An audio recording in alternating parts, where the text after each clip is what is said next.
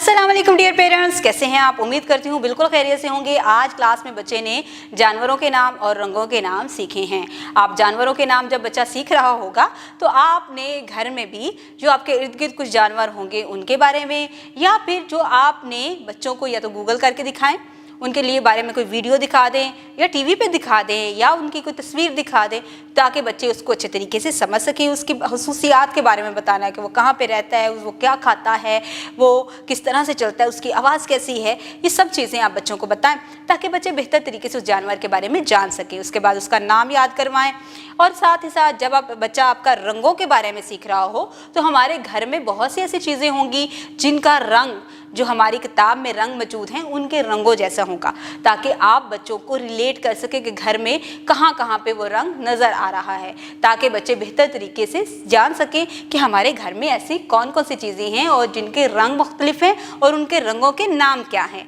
बच्चों को जो होमवर्क दिया गया है उसे अपनी निगरानी में करवाएं, बच्चों के साथ क्वालिटी टाइम स्पेंड करें। उम्मीद करती हूँ आपने आज की इस वीडियो से बहुत कुछ सीखा होगा। मज़ीद सीखने और जानने के लिए हमारे साथ रहिएगा। मिलते हैं अगली वीडियो में, तब तक के लिए अल्लाह हाफिज़।